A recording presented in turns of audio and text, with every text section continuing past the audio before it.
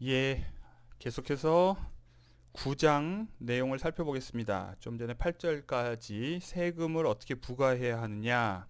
세금을 이곳은 연방 국가이기 때문에 말하자면 각 주가 여기에서는 각 도시가 부과하고 자기 알아서 할당된 몫을 이제 주민들로부터 징수해야 하는데 기왕이면 이제 부자들의 탈세를 막기 위한 방법으로 소비세를 도입했다 이런 얘기입니다. 이것은 뭐 그 자체로 받아들이기보다는 뭐랄까요, 어쨌든 더 공평한 과세, 그리고 가난한 사람들보다 이제 부자들이 그에 합당해서 더 세금을 많이 내는 그런 비례적인 세금 부과 뭐 이런 것들을 어떻게 더 잘 실현할 수 있을까 이렇게 생각하는 게 맞겠죠. 자, 9절로 넘어가 보겠습니다. 9절에서도 이제 이 원로들은 이제 집행부니까 이제 일을 하는 거죠. 최고 회의는 그것만으로는 어떤 수당을 받지는 않아요. 왜냐하면 그 사람들은 주권자여서 자기의 권리와 의무를 행사하는 거니까 거기에 대해서는 자기를 위한 일에 뭔가 이 보수가 주어지는 것은 옳지 않지만, 원로처럼 이제 행정부에서 이제 국가 공무원처럼 이제 일을 하는 거는 다른 문제죠. 그러니까 거기에 대해서는 일정한 보상이 주어지는데, 중요한 거는 앞에 유형 1, 도시 유형 1의 경우와 마찬가지로 그들의 수입과 국가 전체의 이익이 이렇게 함께 증가하거나 감소하는 쪽으로 설계를 해야 한다 이런 얘기입니다. 설명했죠 앞에서. 여기에서 다만 다른 점이 있다면 이 국가는 여러 도시들이 연합해 있는 국가이기 때문에 이 도시들을 서로 더 가깝게 연결해 줄 어떤 수단들을 고안할 수 있을 것이다 이런 말을 덧붙였어요. 그게 뭘까요? 앞에서 이제 상업적으로 스피노자가 이제 이 국가의 경우에 다른 나라와의 이제 무역 관계에서 생겨나는 그거를 이제 이 원로회의와 원로회의의 수입과 연결을 했을 때 사람들이 전쟁보단 평화를 선호할 것이다 이런 이야기를 했었죠. 비슷한 방식으로 응용을 하면 결국 이제 하나의 도시 국가 안에서의 도시들이 서로 밀접하게 연결되기 위해선 결국 이제 경제적 상호 의존성과 연관성이 증가해야 하는 거예요.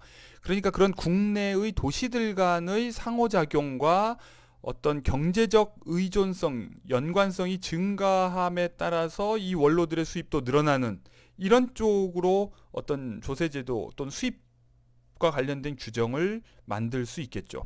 아무튼 그런 고려를 해야 한다는 얘기입니다.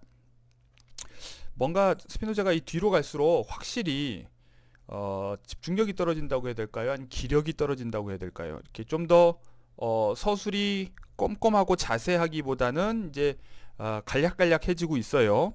그래서 이제 여러분들 입장에서는 이제 9장, 10장, 11장은 분량이 적으니까 좋을지 모르지만 다른 한편으로 저의 입장에서는 뭔가 자세하게 뭔가 새로운 이야기들을 하지 않아서 조금 마음이 아픕니다. 어, 이쯤 되면 이제 스피노자가 거의 이제 기력이 다한 게 아닌가 이런 생각이 들어서요. 자, 10절로 넘어가 보겠습니다. 각 도시의 최고회의에서 의결 절차를 어떻게 해야 되느냐? 앞장에서 얘기한 것과 같은 방식으로 하면 된다. 뭐 사람을 선발할 때 어떻게 한다고 했어요? 추천위원을 추첨해서 선발한 다음에 그들이 추천하는 사람을 두고 바로바로 비밀투표로 가부를 결정하는 이런 식의 이제 신속하면서도 민주적이고 뭐 이런 방법을 제안했었죠. 그런 방법을 그대로 원용하면 된다. 그리고 검찰관들의 회의가 각 도시의 최고회의에 또한 이제 부속되어 있는데 문제는 이제 도시의 사이즈가 작아서 귀족 수가 얼마 안 되면, 예를 들어 귀족이 50명이면 검찰관이 1명밖에 안 돼요. 귀족이 100명이면 검찰관이 2명밖에 안 돼요. 그러니까 이런 식으로 만약 도시가 작아서 귀족의 수가 겨우 한두 사람의 검찰관을 둘 수 있을 정도밖에 되지 않는다면, 근데 이제 문제 이렇게 한두 명밖에 안 되면 스피노자가 항상 염려하는 것이 이런 과두적 지배 또는 군주정적인 성격을 가지게 되는 것, 이런 것들, 권력에 집중되는 것, 이런 거를 항상 경계하잖아요. 그러면 방법은 이 수를 늘려야 되는데 50대 1만으로는 안 된다.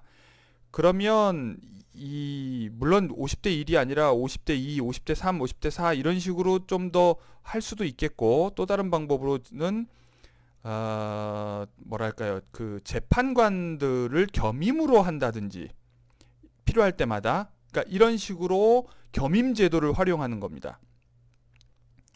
이건 굉장히 뭐 독특한 아이디어인데요. 우리가 이제 그 모든 이제 사실 그 작은 단위의 단체에서 다 마찬가지인데, 어떤 단체가 규모가 작으면 한 사람이 여러 가지 일을 하기도 하고, 또 이 사람 저 사람이 이렇게 서로 그 역할을 겸임하는 경우가 많아요.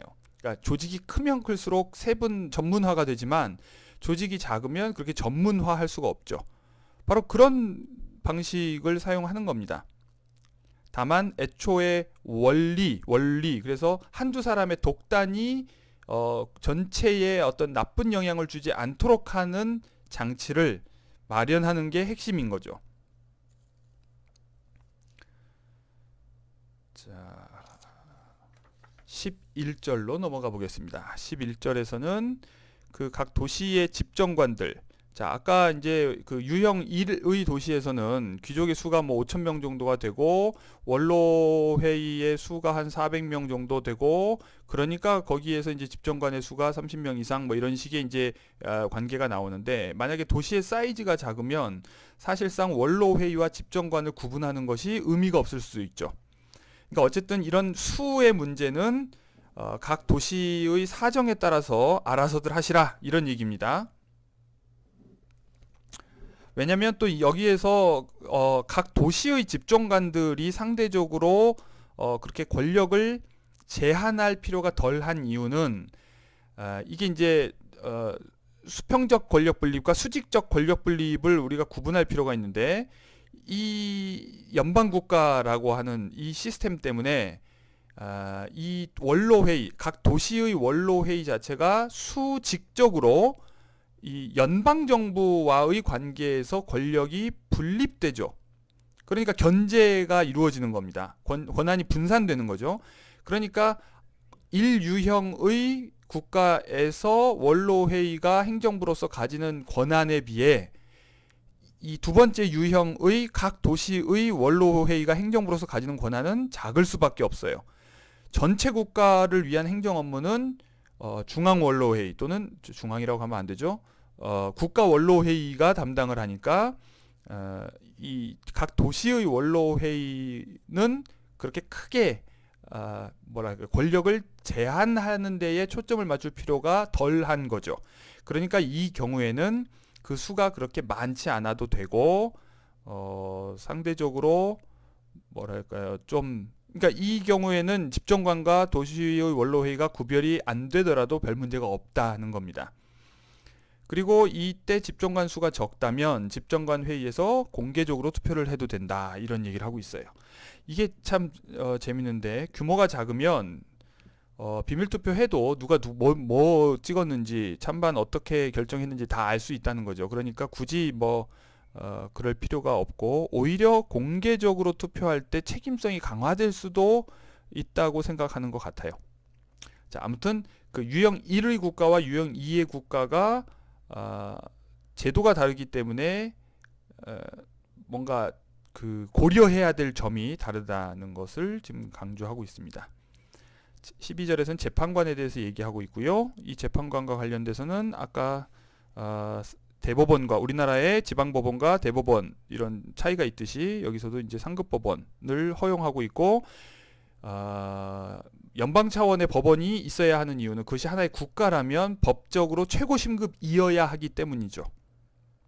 만약에 도시국가의 법원으로 끝난다면 그 도시국가가, 그 도시들이 하나의 국가가 돼버리기 때문에, 그러면 뭐랄까요, 그 이것 전체가 하나의 국가가 아니라 일종의 국가 연합과 같은 성격이 되는 거예요. 그런 의미에서 이 연방 국가와 국제 관계를 다룰 때 말했던 국가들 간의 연합은 확실히 결속력의 차이가 있어요. 결국 어떤 사람들을 결속하는 것은 공통의 법이지, 그 공통의 법과 그 법을 강제할 수 있는 유효한 강제력, 이것이 존재하느냐 여부가 매우 중요합니다. 자, 13절 내용은 이제 이런 권리를 가지고 있는 도시가 아닌 시골이나 예속된 도시 이런 경우를 이제 살펴볼 건데요.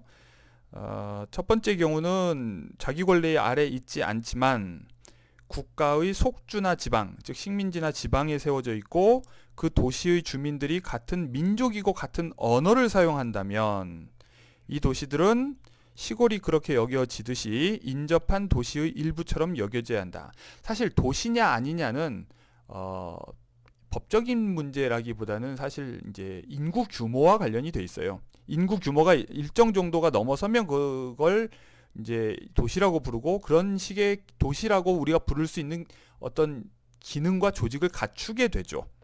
그런데 여기서 스피노자가 얘기하고 싶은 것은 그런 도시이더라도 다 자치적이고 다 자립적인 것은 아니라는 얘기예요.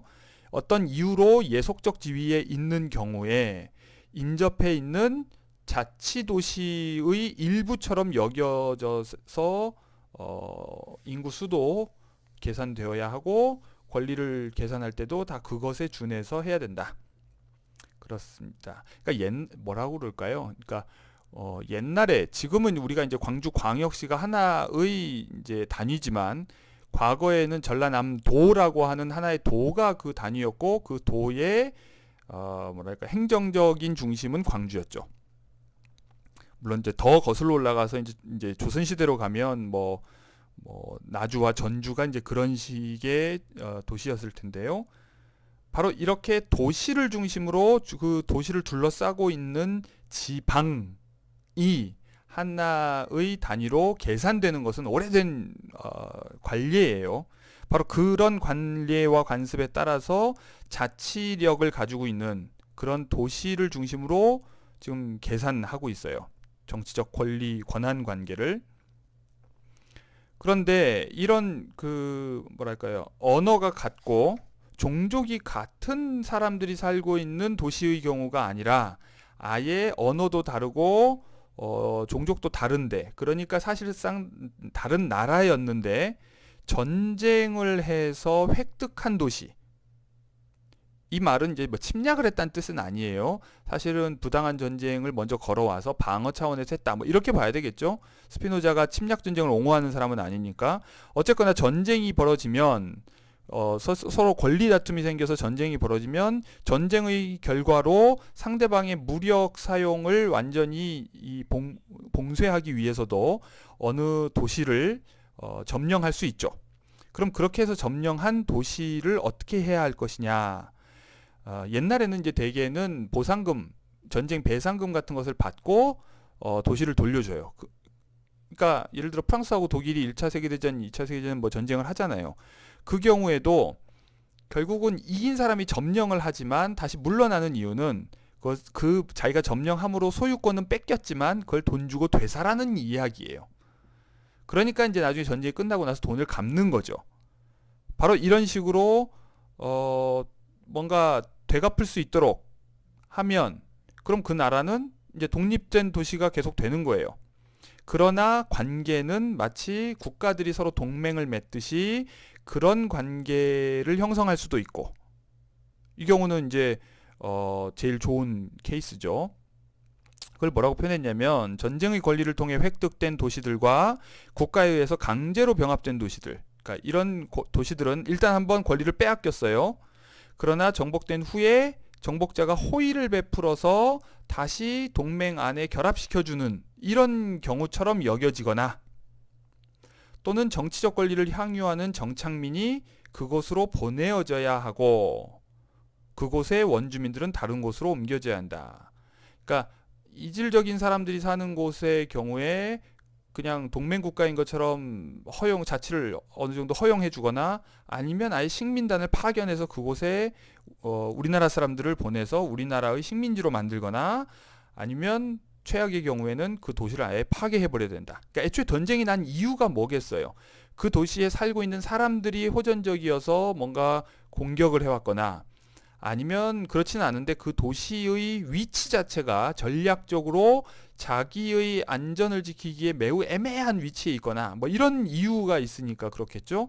그러니까 사람들과 협정을 맺을 수 있다면 동맹처럼 그냥 우호적인 관계로 살고, 만약에 협정을 맺을 수 없다면 사람들을 다른 곳으로 내쫓고 자기 사람들을 보내고, 이도저도 아무것도 아니고 더 안 좋은 경우다. 그러면 아예 그곳에 아무도 못 있게 만들어 버려야 된다. 뭐 이런 안전 보장과 관련된 고려입니다.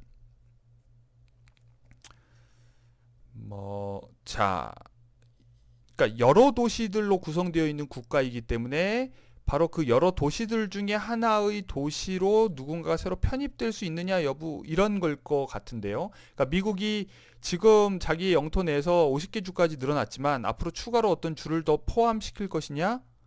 그런데 그렇게 하지 않고, 예를 들면 푸에르토리코라든지 이런 데처럼 미국 여권도 사용하고 미국 달러도 사용하지만 도시 그 주로서의 지위는 전혀 인정받지 못하는 곳들이 있죠. 바로 그런 식의 아마 하와이도 그런 곳 중에 하나가 아닌가 싶은데, 하와이가 아마 별개의 하나의 주가 아닐 거예요. 여러분들 한번 찾아보십시오. 아마 이제 그런 이제 도시의 이 권한 관계에 관한 설명을 지금 한 것입니다.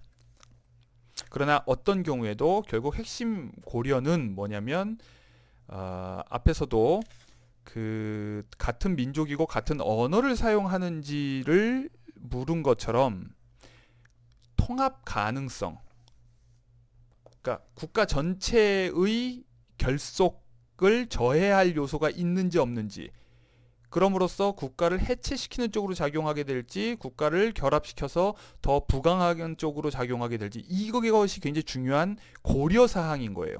그것에 따라서 국민으로 받아들일지, 국민은 아니고 그냥 동맹 정도로 받아들일지, 아니면 아예 그 바깥의 관계로 보내야 할지, 이런 것들을 고려하는 거죠.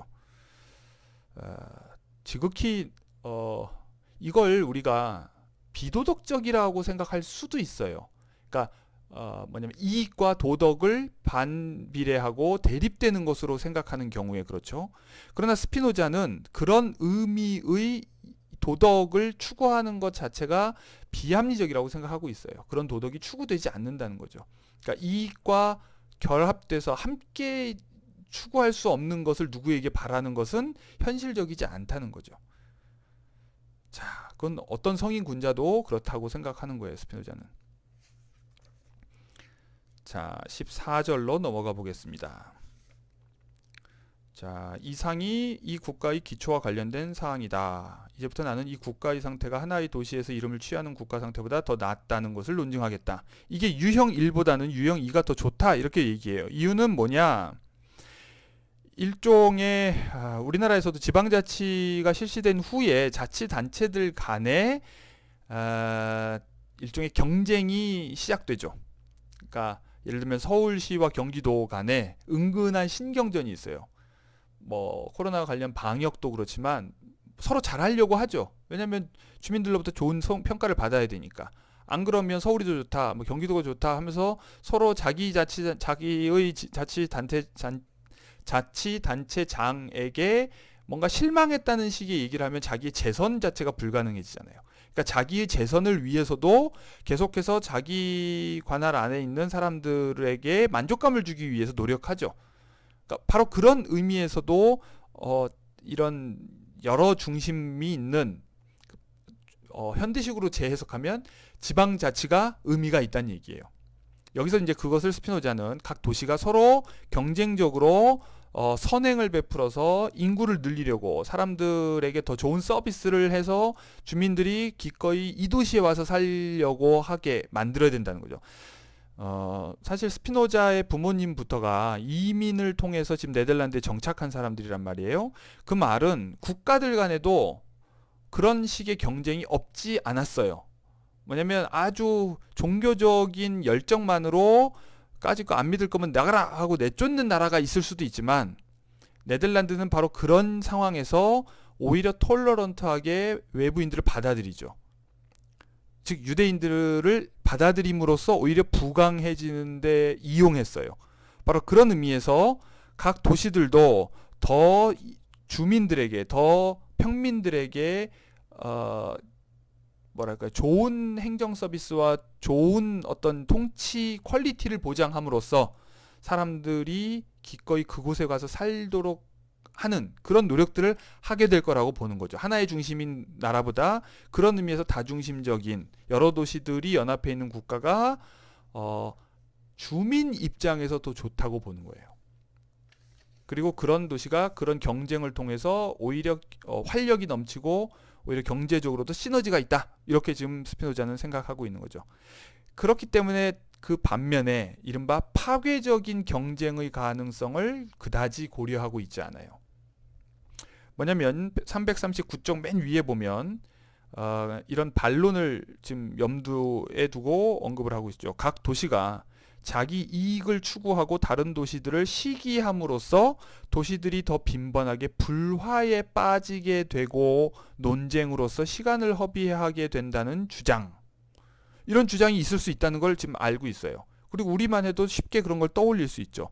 예를 들면 지방자치단체장들이 서로 경쟁을 하는 나머지 포퓰리즘적 공약을 내걸고 쓸데없이 복지 공약을 과다하게 해서 재정난에 빠지기도 하고, 또 정작 사람들이 그렇게 해서 그곳으로 몰려드는 것이 플러스가 아니라 오히려 복지 비용만 증가시켜서 마이너스가 될 수도 있고, 또 예를 들면 출산장려금의 경우도 그렇지만 애만 낳고 다른 데로 가서 학교를 보낸다거나 뭔가 이렇게 가버리면 또 소용이 없는 거죠. 그러니까 이런 여러 가지 뭐랄까요, 어두운 면, 단점, 이런 식의 경쟁의 꼭 긍정적인 면만 있는 것은 아니에요.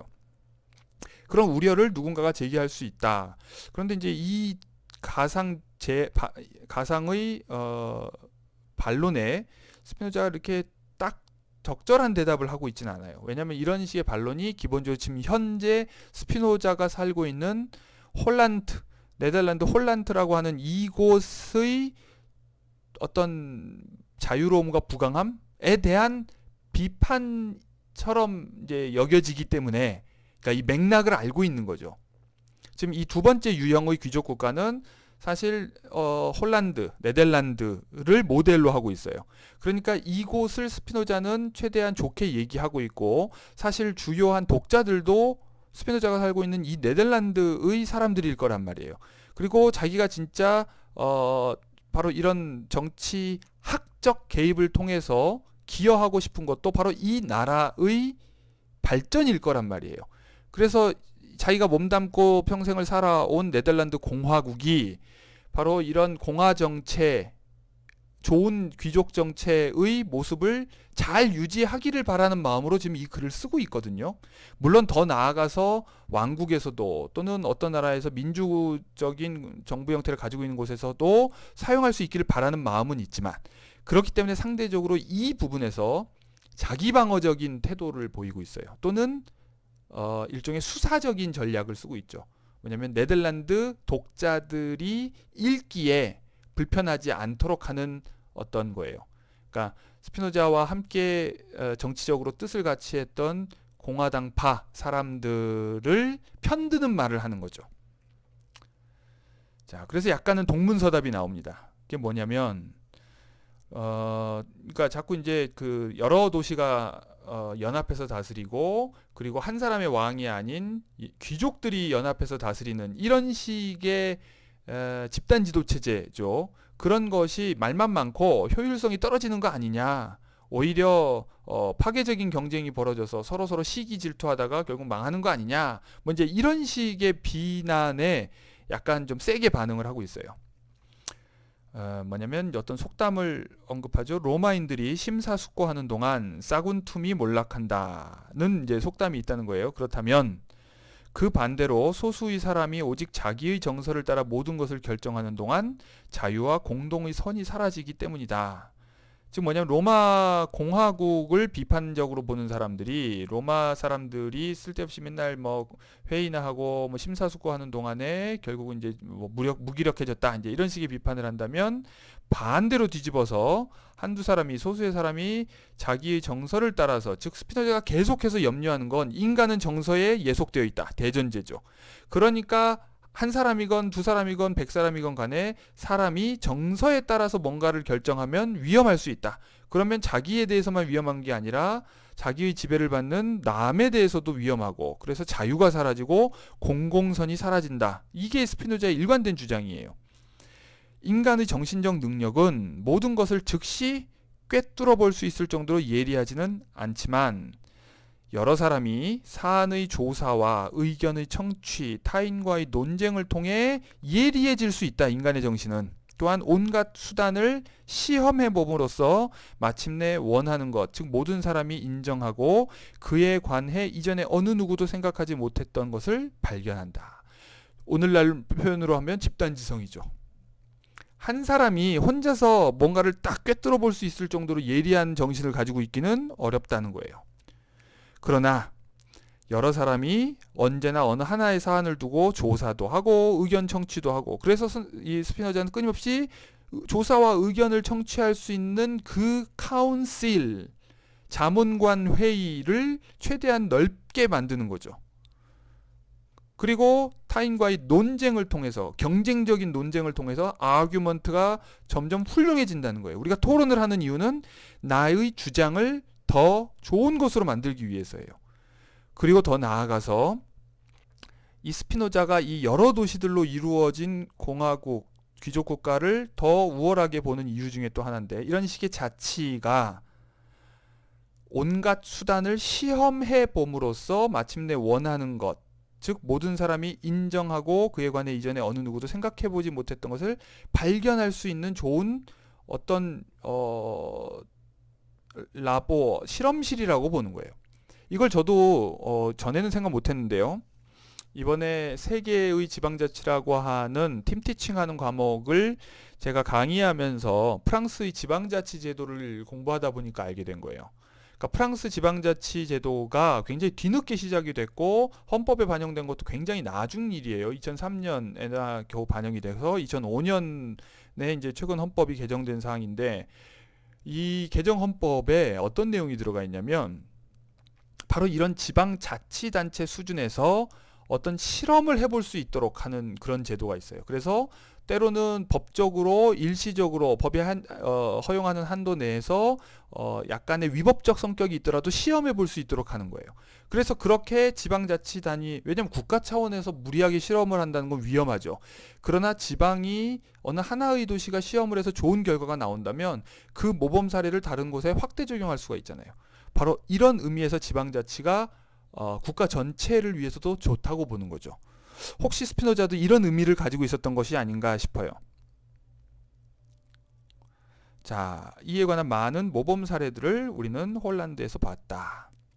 만약 그 다음 얘기는 결국 이제 홀란드가 망한 원인은 말이 많고 회의가 길고 뭐 그러느라고 도시들이 뭐 싸우고 자시고 해서 망한 것이 아니라 옛날 군주정 시절의 어떤 요소들을, 흔적을 그대로 남겨두고 뭔가를 해서 그렇다, 이제 이 얘기고요. 그래서 이거는, 그리고 특히 이제 네덜란드가 귀족 국가였지만 정작 다중을 압도할 만한 충분한 수의 귀족을 확보하고 있지 않았기 때문에 위험했다는 거예요. 사실 1672년에 그 폭력적인 사태가 벌어졌을 당시에 이제 성난 군중의 린치에 의해서 당시의 행정관이었던 느비트 형제가 죽었다고 얘기했죠. 그러니까 그런 다중의 힘을 압도할 만한 귀족의 힘이 충분히 갖춰져 있지 않았다는 거예요.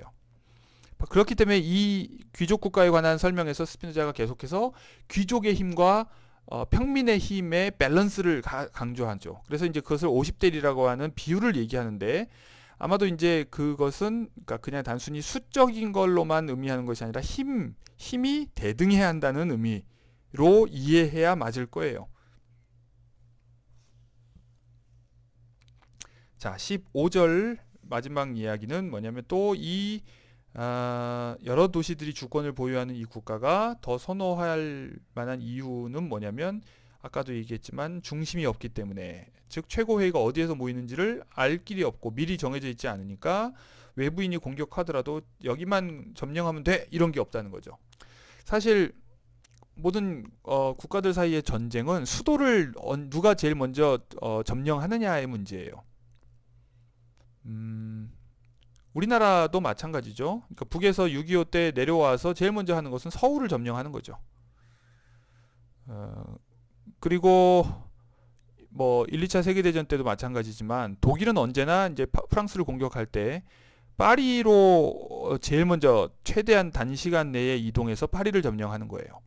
그러니까 이제 프랑스도 방어 전략의 제일 중요한 것은 독일에서 파리로 오는 그 길목을 막는 거죠. 거기에 이제 마지노라고 하는 선을 구축해서 이건 이제 마지노라고 하는 사람이 제안한 이제 전략인데 거기에 이제 방어 선을 구축하는 거죠. 그래서 최대한 뭐랄까요, 독일의 공격 속도를 늦추는. 그러니까 우리나라에서 그 여러분들 서울 서북 쪽에 일산 신도시라는 곳 알죠? 그게 이제 우리가 이제 거기서 좀만 더 가면 파주고 좀만 더 가면 개성이잖아요. 그러니까 이제 북한하고 굉장히 가까운 곳이에요. 거기에 대규모 아파트 단지를 지을 때 일부러 방어 개념을 가지고 지었다고 얘기를 해요. 북에서 탱크를 몰고 내려올 때 일부러 걸거치게 속도를 늦출 수 있는 방법을. 그러니까 서울까지 오는 과정에서 장애물을 많이 만드는 거죠. 이건 이제 육군 중심의 생각인데 요즘은 이제 공군 중심인데다가 뭐랄까요? 그냥 미사일 뭐 이런 거 쏘아버리면 사실 별 의미도 없을 수도 있는데요. 예전에 그랬다는 얘기입니다. 아무튼 그래서 수도가 있는 국가보다 수도가 없는 국가가 오히려 전략적으로 훨씬 더 유리할 수 있다, 이 얘기입니다. 그리고 그런 만큼 그곳에 사는 사람들이 더 많은 자유를 누릴 수 있다. 자, 이 정도로 9장 내용을 살펴봤습니다. 끝마치겠습니다. 이제 남은 것은 10장. 자, 다음 시간에 10장 내용을 계속 살펴보겠습니다. 수고했습니다.